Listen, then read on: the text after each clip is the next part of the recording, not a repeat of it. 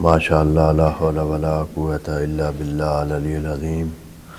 اعوذ باللہ من الشیطان الرجیم، بسم اللہ الرحمن الرحیم۔ بسم اللہ الرحمن الرحیم۔ الحمد للہ وکفیٰ والصلاۃ والسلام علی عبادہ الذین اصطفیٰ، اما بعد فرب اشرح لی صدری ویسر لی امری واحلل عقدۃ من لسانی یفقہوا قولی وقل رب ادخلنی مدخل صدق واخرجنی مخرج صدق واجعل لی من لدنک سلطانا نصیرا۔ بسم اللہ وباللہ وتوکلت علی اللہ۔ قال اللہ تبارک و تعالی فی سورۃ النساء، آیت نمبر 43، 44 اور 45۔ اعوذ باللہ من الشیطان الرجیم، بسم اللہ الرحمن الرحیم۔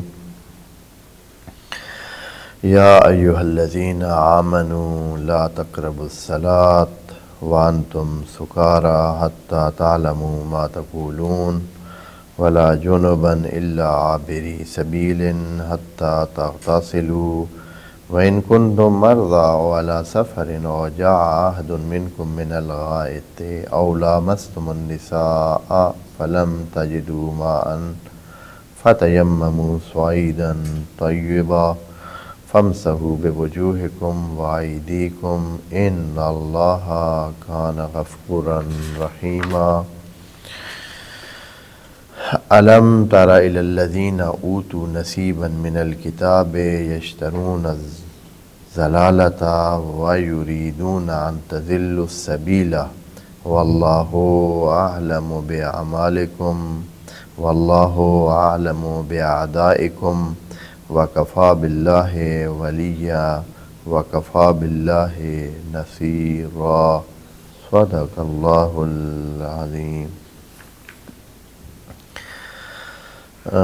آیت نمبر 43 تقریباً اس کا بیانیہ عرض کیا جا چکا ہے اور اس پر کئی نشستیں ہوئی ہیں۔ اس کا ایک آخری جملہ قابل توجہ تھا جس کی وجہ سے یہ آیت تلاوت کی گئی ہے، تاکہ اس کا آخری جملہ جو ہے اس کو جوڑ جائے۔ ویسے آیت آپ دوستوں کو بتایا ہے کہ بہت مہم ہے عبادی عمل کے حوالے سے، نماز کے عمل کے حوالے سے، ذکر کے لیے، کہ اللہ تعالیٰ کی طرف سے جب آئیں تو اس وقت اپنے جھمیلے جو ہے وہ اپنی جھنجھٹیں، اپنی الجھنیں، اپنی انتشار ذہنی کو پیچھے چھوڑ کے آئیں، اللہ تعالیٰ کے سامنے آئیں تو جیسے اگر کسی بھی محترم شخص کے سامنے جب آتے ہیں، بات کرتے ہیں، تو آپ بالکل فوکس ہوتے ہیں اور الرٹ ہوتے ہیں اور بالکل کسی قسم کی نہ زیادہ کھانستے ہیں، نہ چھینکتے ہیں، نہ خراشتے ہیں، نہ کوئی ادھر ادھر دیکھتے ہیں، حتیٰ آنکھ بھی ادھر ادھر نہیں اٹھاتے، اور بالکل ایسے کہ فوکس رہتے ہیں۔ عجیب ہے جب آپ کسی بھی محترم شخص کے ساتھ یا کسی بھی اپنے چاہنے والے کے ساتھ جو ہے آپ بات کر رہے ہو، تو آپ چاہتے ہیں کہ کیا ہو، ایک لمحے کے لیے بھی آپ ادھر ادھر اپنا فوکس نہیں توڑتے ہیں، دیکھتے نہیں ہیں ادھر ادھر، اور دیکھیں تو آپ کو محسوس ہوتا ہے کہ برا لگ رہا ہے، یعنی سامنے والے کو برا لگ جائے گا کہ آپ خام خواہ ادھر دیکھ رہے ہیں، بات ادھر کر رہے ہیں، ادھر دیکھ رہے ہیں، متوجہ نہیں ہو رہے ہیں، فوکس نہیں کر رہے ہیں، تو یہ ایک قسم کی کوئی قابل قبول صورتحال نہیں ہوتی ہے انسانوں میں۔ خدا کریم آپ کو یہ سمجھایا جا رہا ہے کہ یا ایھا الذین آمنوا لا تقربوا الصلاۃ، اللہ کا ذکر کرنے کے لیے آئیں، نماز پڑھنے کے لیے آئیں تو اپنے ہوش حواس لے کر آئیں، بالکل ادھر آ کر فوکس رہیں اور جانتے ہوئے، یعنی ہر بات کو، اور آپ جانتے ہیں کہ علم کا درجہ کہا ہے حتی تعلموا ما تقولون، یہ تعلموا کا درجہ جو ہے نا، ہم پہلے بھی بات اس پہ کر چکے ہیں، ابھی نہیں کرتے ہیں۔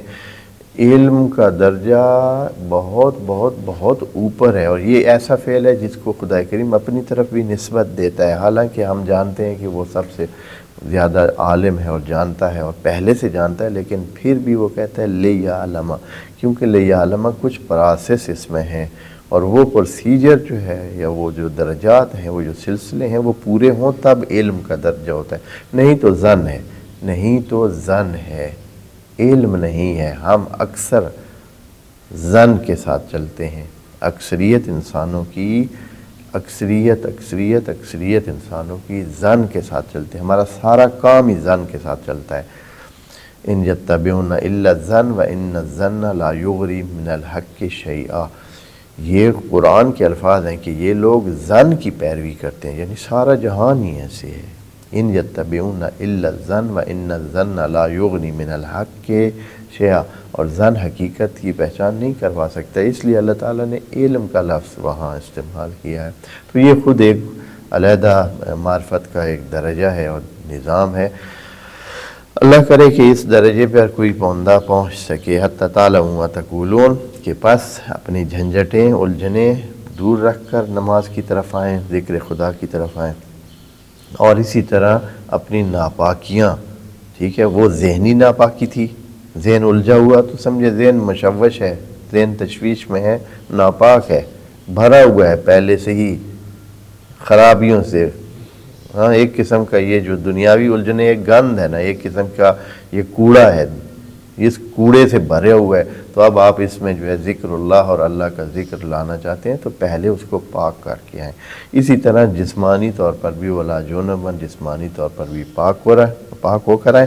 پھر اللہ تعالیٰ نے دونوں کے علاج بتائے ہیں کہ وہ جو ہے اس کا علاج یہ ہے کہ حتی تعلموا ما تقولون، اپنا فوکس لے کر آئیں، تمرکز حاصل کریں، اور پھر آ کر نماز پڑھیں، اور دوسری صورت میں غسل کریں، یعنی جنب ہونے کی صورت میں غسل کریں۔ اور اگر غسل نہیں کر سکتے ہیں کسی وجہ سے جو کہ بتایا ہے، چاہے آپ سفر پر ہیں، مریض ہیں، یا کوئی اور مسئلہ ہے، تو آپ پھر تیمم کریں، اور تیمم کا طریقہ بھی بتا دیا ہے کہ مٹی سے اپنے آپ کو مٹی سے واسطہ ڈالیں، اور پھر پاک مٹی سے سعیداً طیباً سے، اور پھر اس کو پہلے چہرے پر اور پھر ہاتھوں پہ لگائیں۔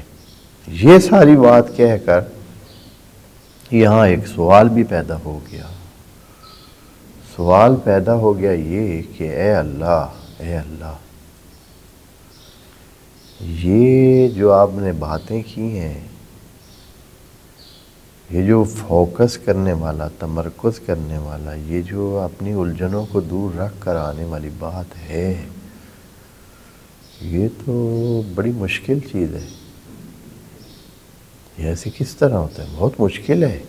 آدمی پھر اپنے آپ کو لے کے آتا ہے کہ میں نماز میں ہوں، ابھی 1 منٹ نہیں گزرتا ہے کہ پھر جو ہے وہ پہنچا ہوا ہے کدھر؟ میلے میں پہنچا ہوا ہے، بازار میں پہنچا ہوا ہے، ہیں جی، یا کسی اور اس میں ذہنی طور پر پھر اڑ کے پھر پہنچ گیا کسی اور جگہ۔ تو یہ تو ایک مشکل سا کام ہے، اور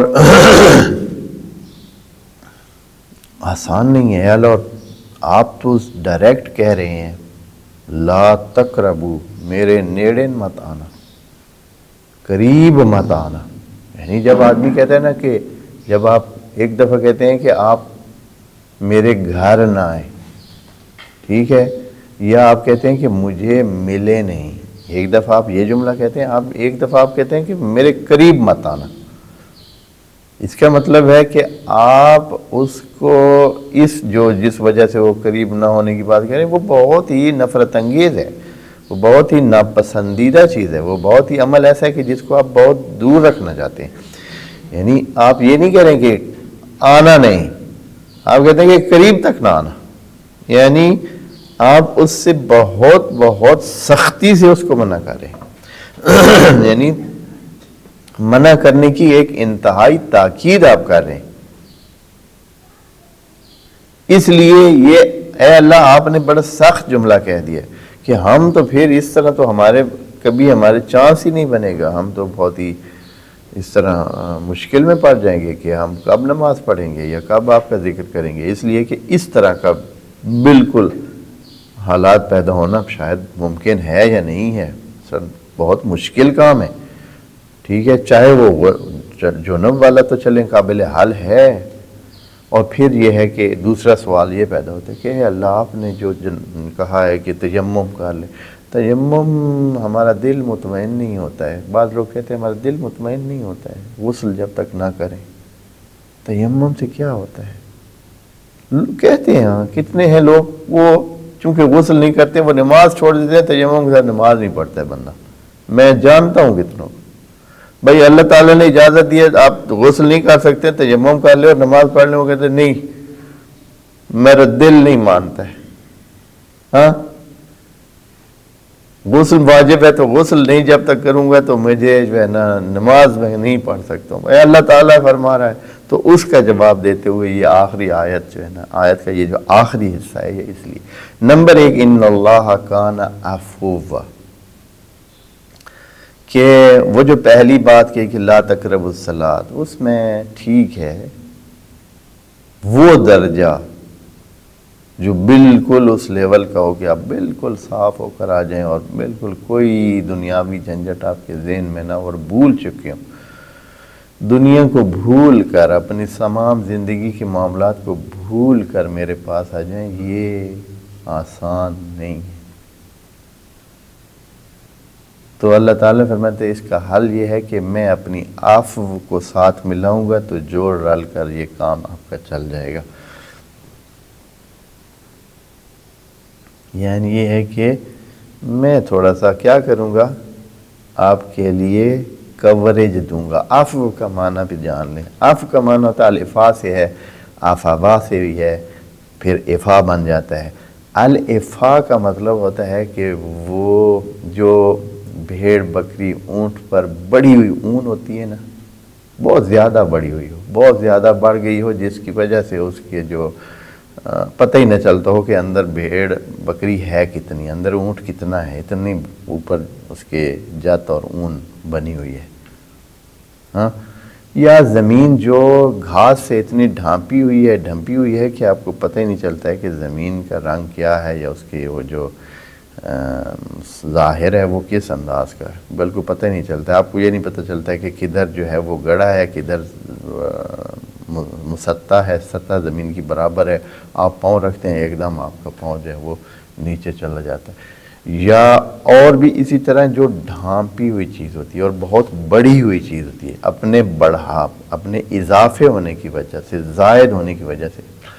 اسی لیے عفوا کا معنی زائد ہونے کے لیے بھی ہے، زیادہ ہونے کے لیے بھی ہے، کثیر ہونے کے لیے، حتیٰ عفو کا مطلب ہوتا ہے بڑھ جانا، زیادہ ہو جانا. تو یہاں خدا کریم فرماتا ہے عفو ہے. اب عفو کا جو بھی معنی لیں، چاہے بہت بڑھانے کا، چاہے کور کرنے کا، چھپانے کا، ڈھانپنے کا، بھئی آپ کی جو کمزوری ہے اس کو اللہ پورا کرے گا، اللہ ڈھانپ دے گا. آپ آئیں، اپنی کوشش آپ کریں گے. ان لیس للانسان الا ما سعی وان سعیہ سوف یری. آپ اپنی کوشش کر کے آئیں کہ دنیا کے معاملات، جھنجھٹوں کو، الجھنوں کو دور رکھ کے آئیں. ہم آپ کے لیے جو ہے کیا کریں گے، باقی پورا کر دیں گے، اس کو جو ڈھانپ دیں گے اور پورا کریں گے. اور دوسرا جو ہے غفور کا لفظ کا ہے. غفور کا معنی آپ دوستوں کو بتائیں. غفرہ کا مطلب ہوتا ہے کہ نقائص کو پورا کرنا، ڈھانپنا، جو آپ کے گڑھے ہیں ان کو پورا کرنا اور اس کو ہموار کر دینا اور کسی قسم کا نقص نہ چھوڑنا، اس کو کہتے ہیں غفرہ. نقائص کو، کمزوریوں کو، بیماریوں کو، مشکلوں کو ڈھانپنا، ختم کرنا، چھپا دینا، یہ ہے غفرہ. تو غفرہ کا معنی پھر اس میں سے ایک غفرہ کا معنی ہے کہ گناہوں کو اور گناہوں کے اسباب کو ختم کرنا، گناہوں کے اسباب کو بھی ختم کرنا غفرہ ہے. اور خود گناہ جب ہو جائے تو اس کو ختم کرنا یا اس کے نقصانات نہ ہونے دینا بھی غفرہ ہے. لیکن عفوا جو ہے وہ اس کے لیے استعمال ہوتا ہے، یعنی جب اللہ تعالیٰ آپ کے گناہوں کو معاف کرتا ہے تو وہ عفوا ہوتا ہے. اس لیے دوستوں کو پیچھے سب قرآن کے استعمالات کو دیکھتے ہوئے بتایا ہے کہ مفسرین اور مترجمین نے ایک بہت ہی سرسری لیا ہے اس کو، قرآن کے الفاظ کو، اور غفرہ کا معنی گناہ کی معافی کر دیا ہے. گناہ کی معافی یا تو جزو معنی ہے، یعنی معنی بہت بڑا ہے، لیکن اس کا ایک حصہ جو ہے نا گناہ کی معافی، چونکہ وہ بھی ایک کمزوری کو پورا کرنا ہے تو وہ بھی ہو سکتا ہے، ہاں، اور لیکن اس کا معنی وسیع ہے، تمام انسان کی کمزوریاں، انسان کمزوریوں کا اور نقائص کا مجموعہ ہے، اس میں ہر وقت ضرورتیں رہتی ہیں، گڑھے رہتے ہیں، ان گڑھوں کو پورا کرنا اس کی مجبوری ہوتی ہے، اور وہ کون ہے جو ان گڑھوں کو پورا کرتا ہے؟ وہ اللہ تعالیٰ ہے۔ تو یہ ساری چیزیں غفران ہیں۔ تو یہاں اللہ تعالیٰ فرما رہا ہے کہ اے انسان، یہ جو آپ کو کہا گیا ہے کہ آپ تیمم سے نماز پڑھیں، تو اس میں جو کمزوری آپ کو دکھ رہی ہے یہ ہم نے پوری کرنی ہے، یہ ہم پوری کر دیں گے۔ اللہ غفور رحیم ہے، اللہ غفور ہے، پوری کرنے والا ہے۔ اور ادھر دونوں جب لفظ استعمال ہوئے ہیں، اب یہاں یہ بیچارے جو غفران کا معنی پورے قرآن میں گناہ کے معاف کرنے کا کرتے رہتے ہیں، وہ ادھر آگے پھنس جاتے ہیں۔ اب ادھر کیا معنی کریں گے؟ جبکہ عفو بھی لگا ہوا ہے۔ عفو کا معنی بھی کیا ہے؟ معاف کرنے والا۔ اور غفور کا معنی بھی کیا ہے؟ وہ بھی معاف کرنے والا۔ سارے قرآن میں یہ ایسے ہی غفور کا معنی گناہ معاف کرنے والے کرتے رہے ہیں۔ تو اب کیا ہو جائے گا؟ اب ادھر آ کر کیا کریں گے؟ ادھر اللہ تعالیٰ کوئی لفاظی تھوڑی کر رہا ہے کہ بھائی اس نے چلو دو لفظ بھیڑ میں لگا دیے ہیں کہ بھائی عفو بھی ہے، غفور بھی ہے۔ ہاں، یہ قرآن ہے، احکمت آیات ثم فصلت من لدن حکیم خبیر۔ تو یہ ایسے نہیں ہے، یہاں باقاعدہ لفظ دونوں کی ضرورت تھی، دونوں باقاعدہ اپنا معنی پوری طرح دے رہے ہیں۔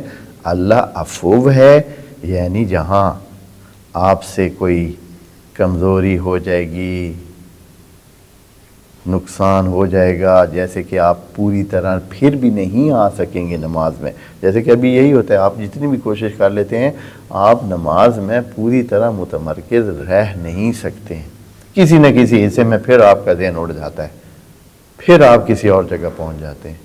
فوکس آپ کا نماز میں رہنا اتنا مشکل کام ہے۔ تو یہ فرماتے ہیں کہ اللہ عفو ہے، وہ معاف کرے گا، وہ اس کو نظر انداز کرے گا، وہ ڈھانپ دے گا آپ کی اس کمزوری کو۔ اور پھر یہ کہ غفور ہے، جو آپ اگر کوشش کریں گے تو اللہ آپ کی کمزوریوں کو ویسے دور کرے گا، اور اگر یہ جو تیمم والی کمزوری ہے وہ جو رہ جاتی ہے اور آپ غسل نہیں کر سکیں اور آپ کے ذہن میں یہ بات آ رہی ہے کہ میں نے کام پورا نہیں کیا، تو بھی آپ بے فکر ہو جائیں، اللہ غفور ہے، وہ اس آپ کے نقص کو پورا کرے گا، وہ اس کو کیا کرے گا؟ ڈھانپ دے گا، اور آپ کی یہ مشکلیں پیش انشاءاللہ آئیں گی بھی نہیں۔ جب آپ کوشش کرتے ہیں تو اللہ تعالیٰ ایسا کرتا ہے، انتظام کرتا ہے کہ بندے کے پاس اکثر وسائل پیش آتے ہیں۔ جو بندہ ہر وقت اس میں رہتا ہے کہ وہ زیادہ پاکیزہ رہے اور پاک رہے اور غسل کی کوشش کرے، تو غسل کے لیے وسائل اللہ تعالیٰ پھر اس کے لیے فراہم کرتا ہے۔ اکثر یہی ہوتا ہے کہ ہو جاتے ہیں پھر کسی، کیونکہ وہ کوشش کرتا ہے۔ تو یہاں یہ عفو و غفور کا معنی انشاءاللہ دیکھ لیں۔ تو اس دونوں لفظ، اچھا یہ صرف اس ایک جگہ نہیں ہے، 20 آیات میں غفور کا معنی معاف کرنے والا ہم کر سکتے ہی نہیں ہیں، کر سکتے نہیں، معنی ہی نہیں بنتا ہے، وہاں گناہ ہی نہیں ہے، وہاں گناہ کی صورتحال ہی نہیں ہے، وہاں گناہ کو پہلے مانتے نہیں ہیں، وہاں آپ غفران کو کیسے استعمال کر رہے ہیں؟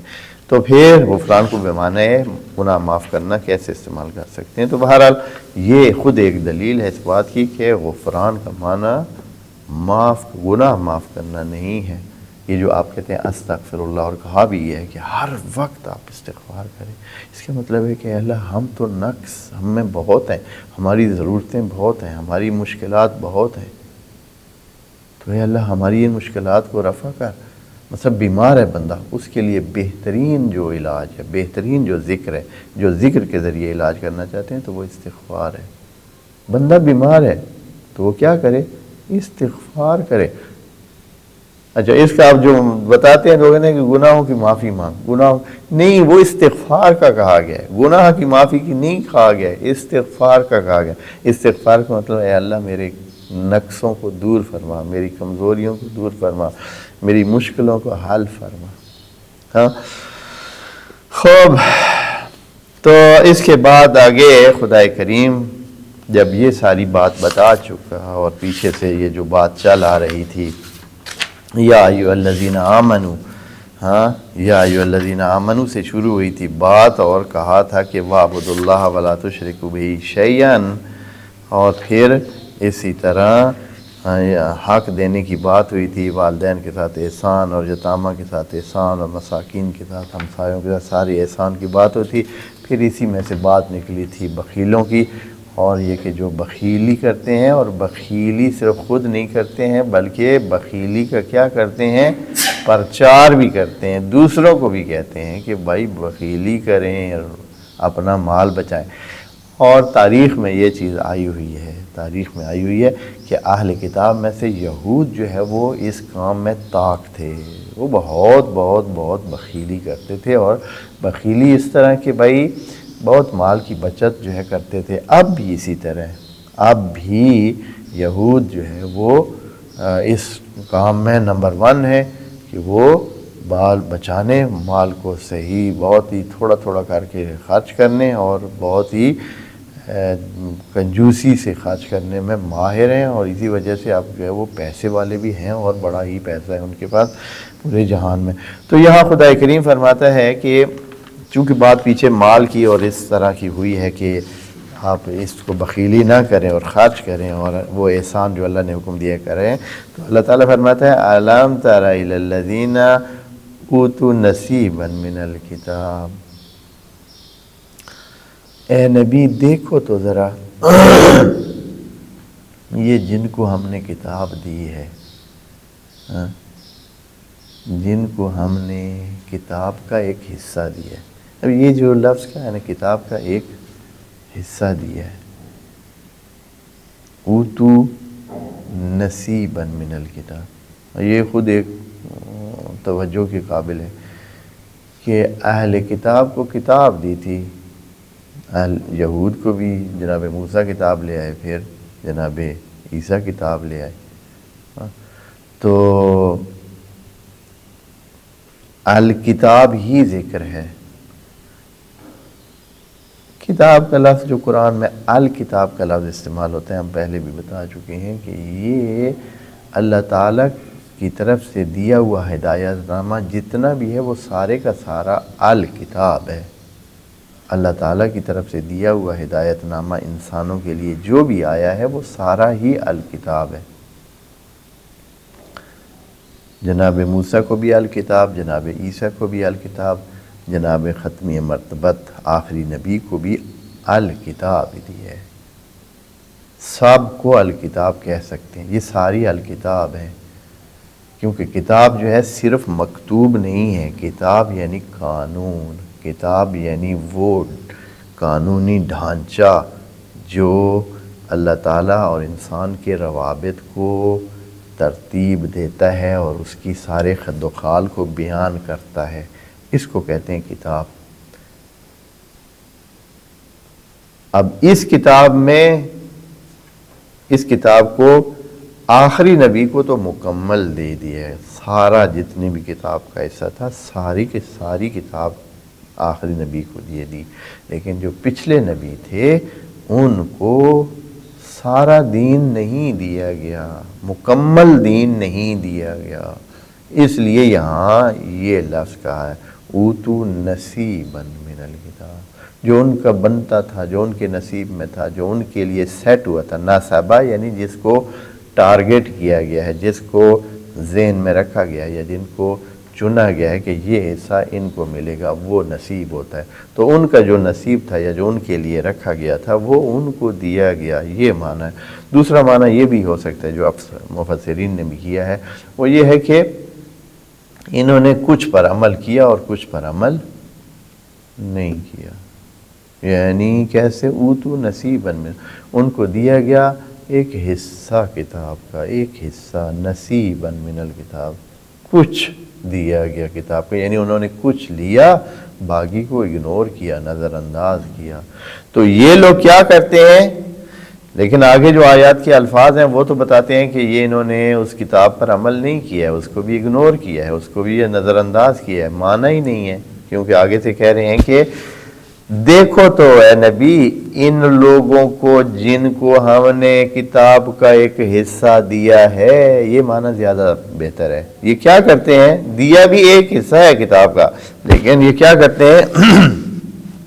یشترون الضلالۃ، یشترون الضلالۃ، یہ لوگ خریدتے ہیں ضلالت کو۔ یہ دونوں لفظ قابل توجہ ہیں، یشترون اور ضلالہ۔ قرآن میں جو تعبیرات ہوتی ہیں بڑی دھیان سے، اور اس کے معنی میں جو وزن ڈالنے کے لیے نا تعبیرات کو مختلف لیا جاتا ہے۔ یہاں کہا جا سکتا تھا کہ یأخذون الضلالۃ، ہاں، یا وہ جو ہے یذهبون علی الضلالہ، یا یذهبون الی الضلالہ، یا یہ ہے کہ یریدون الضلالہ، یا یہ ہے کہ وہ چاہتے ہیں یا جاتے ہیں، ہاں، یا یسیرون علی طریق الضلالہ، یا اس طرح کہا جا سکتا، لیکن معنی بہت اوپر کی لیول کا کہا ہے کہ یہ جو ہے وہ مول خریدتے ہیں، جیسے کہتے ہیں نا کہ مول خریدنا۔ ہاں، دیکھیں آپ کہتے ہیں کہ اس نے تو تباہی مول خریدی ہے، مطلب کیا ہے؟ یعنی یہ ہے کہ اپنی قیمتی متاع بھی دی ہے، ہاں، اور اس کے بدلے میں کیا کر لیا ہے؟ جو حاصل کیا ہے وہ یہ تباہی ہے۔ ہاں، اس نے تباہی مول لی ہے، خود مول لی ہے۔ تو یہاں اسی کا ہی ترجمہ سمجھیں کہ عربی میں لکھا ہوا ہے کہ یشترون الضلالۃ، یہ لوگ ضلالت کو خریدتے ہیں، یعنی بہت قیمتی متاع اس کے مقابلے میں دیتے ہیں۔ اور وہ کیا ہے قیمتی متاع؟ بھائی جو انسان دیتا ہے اور اس کے بدلے میں ضلالت خریدتا ہے، قیمتی متاع یہی زندگی ہے، یہی چانس کہ انسان جنت کو حاصل کرے، یہ ہاتھ سے دے رہا ہے، اور اس کے بدلے میں کیا خرید رہا ہے؟ ناکامی، اور اب اس کے بدلے میں ضلالت اور گمراہی اور غلط راستے پہ چلنا جو ہے سیکھ رہا ہے۔ ایک تو یہ لفظ یشترونہ پہ توجہ رکھیں کہ اللہ تعالیٰ اس کو بڑی تاکید کے لیے کہ یہ بہت بڑا کام کر رہے ہیں، ان کو پتہ نہیں ہے لیکن یہ خرید رہے ہیں، یعنی اس کے بدلے میں پیسے بھی دے رہے ہیں، یعنی پیسے کیا؟ یعنی قیمت دے رہے ہیں، بہت بڑی قیمت دے رہے ہیں۔ الضلالہ، الضلالہ کا لفظ بھی بہت مہم ہے، پہلے بھی بتا چکے ہیں۔ ضلالت کا معنی توجہ رکھیں، ضلالت کا معنی غلط راستہ نہیں ہے،